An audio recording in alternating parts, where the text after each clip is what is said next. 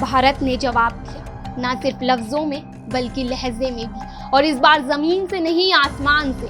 7 मई की तड़के सुबह भारत के जाबाज उस अंधेरे में घुस चुके थे जहां से हमारे देश के खिलाफ साजिशें रची जाती थी। ऑपरेशन सिंदूर सिर्फ एक जवाब नहीं था, ये भारत की बेटियों के माथे से बहा दिया गया सिंदूर का बदला लेने की शुरुआत थी। इस ऑपरेशन को आर्मी, नेवी और एयरफोर्स तीनों ने मिलकर अंजाम दिया।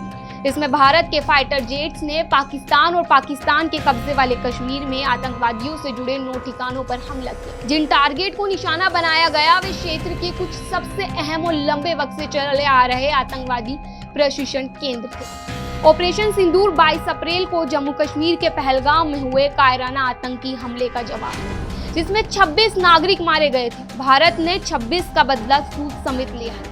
इस हमले में पाकिस्तान में मौजूद लश्कर-ए-तैयबा का हाथ सामने आया है। भारत ने अपनी जवाबी एयर स्ट्राइक को ऐसे डिजाइन किया था कि लश्कर-ए-तैयबा, जैश-ए-मोहम्मद, हिजबुल्लाह मुजाहिदीन और उनसे जुड़े दूसरे आतंकी नेटवर्क की ओर से इस्तेमाल किए जाने वाले प्रमुख बुनियादी ढांचों को खत्म किया जाए।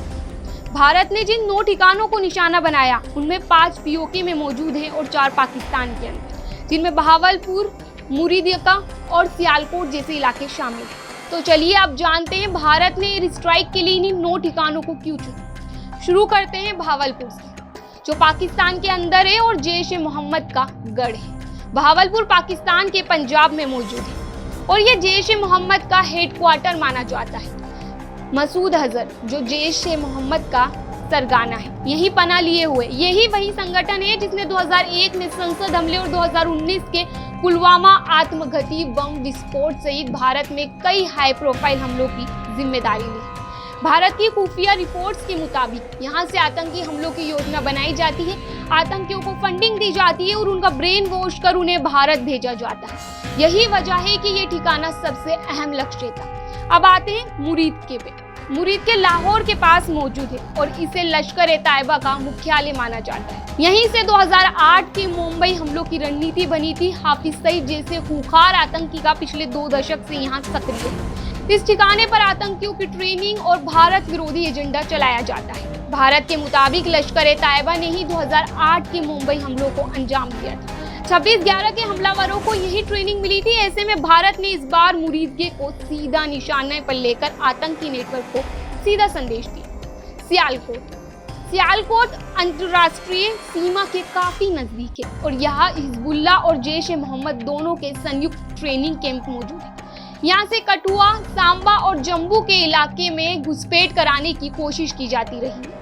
इस लोकेशन को टारगेट कर भारत ने उन रूट्स को ब्लॉक करने की कोशिश की है जिनसे आतंकियों को जम्मू क्षेत्र में भेजा जाता है।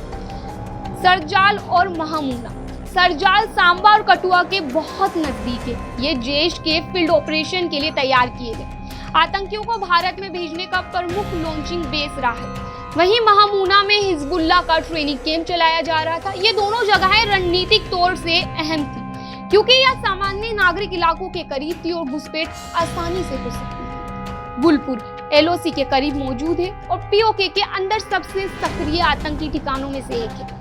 यहाँ पर जैश-ए-मोहम्मद और लश्कर-ए-तैयबा के कमान ऑपरेटिंग बेस है, जहाँ हथियार जमा किए जाते हैं। आतंकियों की लॉजिस्टिक्स और मूवमेंट की योजना बनाई जाती है। ये इलाके भारत के पुंछ और रजौरी में आए दिन होने वाली आतंकी घटनाओं से जुड़ा हुआ। सवाई तंगधार सेक्टर से सटी सवाई घाटी एलओसी के बेहद करीब। यहाँ आतंकियों को खासकर गंदरबाल, गुलमार्ग और पहलगाम जैसे पर्यटन स्थलों पर हमला करने के लिए तैयार किया जाता था। हाल में पहलगाम में जो बस पर हमला हुआ उसकी ट्रेनिंग और लॉजिस्टिक्स इसी ठिकाने से जुड़े थे। बिलाल, जो पीओके में मौजूद है, बिलाल गांव में जैश का एक स्थायी लॉन्च पैड सक्रिय था जहां से प्रशिक्षित आतंकियों को सीमाओं पर भेजा जाता था।